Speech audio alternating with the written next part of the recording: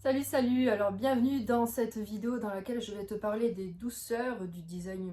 Pas les douceurs qu'on a envie d'entendre, bien au contraire celles qu'on aurait aimé ne pas voir ou que le design humain ne nous mette pas en exergue. Tu vois, un petit peu les trucs qu'on espérait cacher. Alors, par rapport à quoi je te fais cette vidéo, j'ai eu pas mal d'analyses durant tout l'été.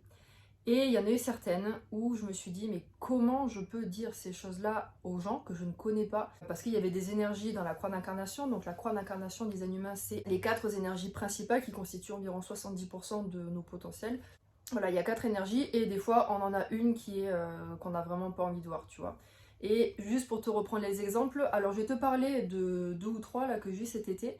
Non pas pour dire, pour les pointer du doigt en mode c'est dommage d'être toi, mais c'est plus, je l'ai abordé en mode mais comment je leur dis sans que ça soit mal pris, bien que dans toutes mes analyses je précise bien que il n'y ait pas du tout de notion de jugement ni quoi que ce soit, c'est vraiment un état de fait et il n'y a vraiment aucune notion de, voilà, de jugement derrière. Mais c'est des fois un petit peu délicat d'apporter des éclaircissements sur certains de nos potentiels qui sont dans le langage commun, dans le langage courant et dans la vie de tous les jours un petit peu honteux, tu vois. Donc pour te reprendre un exemple, dans trois croix d'incarnation que j'ai pu faire cet été et la dernière c'était aujourd'hui, il y avait le potentiel, sauf erreur de ma part parce que je me souviens plus trop, c'était il y a un petit moment, la porte 4 en ligne 4 qui est le menteur, donc t'es là, ok. Il n'y a pas si longtemps j'ai eu la 58.2, en croix d'incarnation la 58.2 c'est la perversion. Et là très récemment j'ai eu, je sais plus si c'était la 16.1 ou la 9.1, j'ai un doute, je me souviens plus, c'est l'illusion. Alors tout ça c'est à prendre bien entendu avec des pincettes parce que on peut, enfin déjà il n'y a aucun potentiel qui est bien ou mal parce que de toute façon notre monde il est rempli de tous les potentiels. On ne peut pas demander que les potentiels bons, il y a aussi les moins bons ou ceux qui sont un peu moins agréables à entendre, à concevoir dans notre overmind, dans notre culture, ce qu'on nous a appris. Mais voilà, il n'y a vraiment rien en soi de négatif, d'autant plus qu'on peut utiliser un potentiel pardon, dans sa version haute, donc plutôt élevée, et aussi dans sa version basse, mais ça c'est aussi un chemin de vie qu'on doit avoir, par lequel on doit passer, une expérimentation qui mérite d'être réalisée. Et aussi, donc pour te dire, donc là je te parle de croix d'incarnation qui ne sont pas la mienne, mais je vais aussi te parler de la mienne, et c'est pour ça que je me suis dit, il faut absolument que j'en parle, parce que c'est important que en fait, j'en parle pour que si jamais dans ton design, dans ta charte, tu as des éléments où tu te dis oh la honte, il faut vraiment pas que j'en parle, des trucs comme ça, mais en fait, on est tous dans le même bateau. Tu vois, on a tous un potentiel qui est pas bancal, mais presque. Voilà, on a tous un potentiel qu'on n'aurait pas forcément envie de montrer, et c'est aussi ça le design humain. Il ne montre pas que le bon, il montre beaucoup de libération, il amène beaucoup de libération. Il montre aussi le moins agréable, et ça ne veut pas dire que ça soit moins bon. Donc tout ça pour te dire que moi, par rapport à ce que j'ai vécu cet été, j'étais en train de faire un cours avec Jacques, donc mon prof, et dans le cours, il parle de la porte 58, ok, donc je savais que je l'avais, et justement, il parle de cette porte 58 en ligne 2, et puis il souligne bien, c'est la perversion.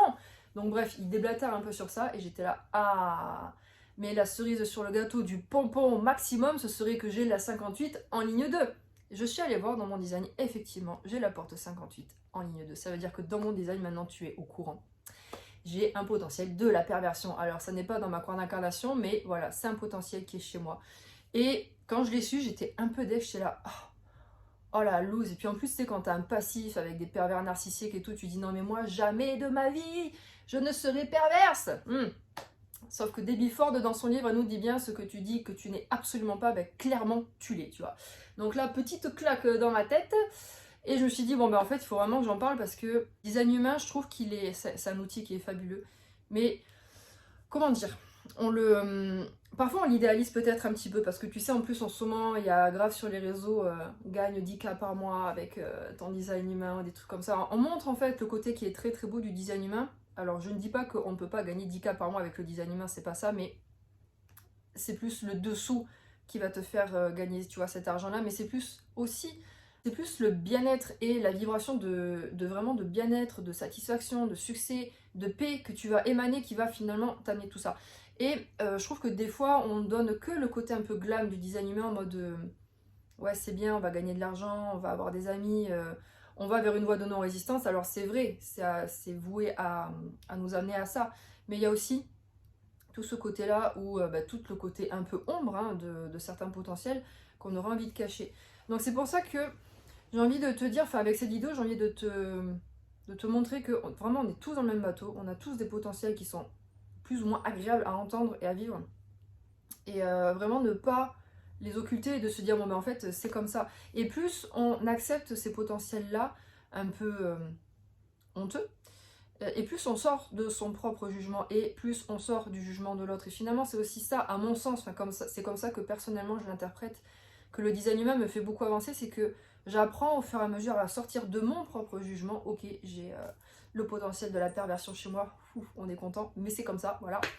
Et je me dis, bah, il y en a d'autres, ils l'ont aussi, où ils ont bah, la porte du menteur, où ils ont...